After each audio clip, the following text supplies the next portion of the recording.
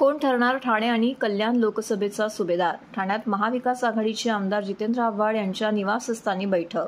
वैशाली दरेकर, राजन विचारे, वरुण देसाई बैठकीस उपस्थित होते.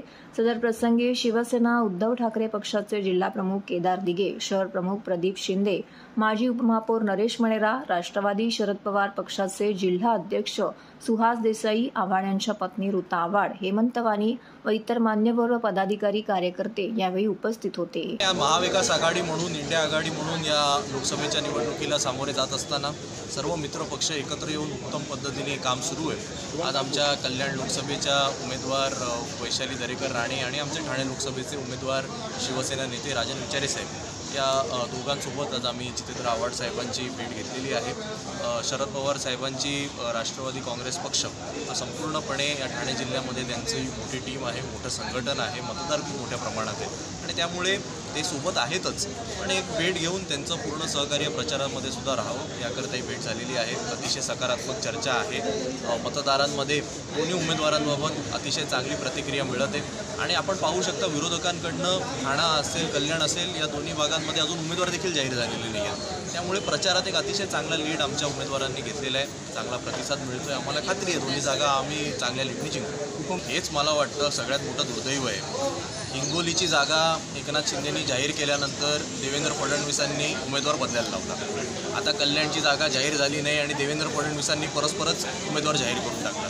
त्यामुळे ही जी काय दुसरी स्वतःला ते शिवसेना म्हणतात याचे नेते हे मुख्यमंत्री एकनाथ शिंदे आहेत की उपमुख्यमंत्री देवेंद्र फडणवीस आहेत, आता प्रश्न माझ्यासारख्या महाराष्ट्रभरात सगळ्यांना पडलेला आहे. कारण जाहीर पण तेच करतात, यांची तिकीटं पण तेच कापतात, मुख्य नेते काय करतात? राजन विचारेंना स्पर्धक आहे असं मला वाटत नाही. राजन विचारे तळागाळात पोचलेला माणूस आहे. तो म्हणजे त्यांचं नेटवर्क चांगलं आहे असं मी वैयक्तिकरित्या अनुभवतोय. प्रचारालाही सुरुवात केली आहे, त्यांच्या मीटिंग्सही झाल्या आहेत. त्यांनी ऑलरेडी प्रचारामध्ये खूप आघाडी घेतलेली आहे.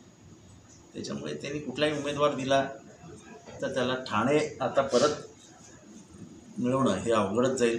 आणि त्याचबरोबर एक जी सहानुभूतीची लाट आहे ती राजन विचारेंबरोबर आहे हे मी एक कार्यकर्ता म्हणून सांगतो. जी उद्धव ठाकरेंच्या बाबतीत जी सहानुभूती आहे ती ठाण्यामध्ये संपूर्णपणे शिवसेना उद्धव ठाकरेंकडे जाईल असं मला दिसतंय. मला वाटतं तुमच्या लक्षात आलं असेल की शिंदे गटाचा उमेदवार शेवटी डिक्लेअर करायला कोण गेलं तर देवेंद्र फडणवीस. आणि त्यातूनच समजून घ्या की काय चालू आहे.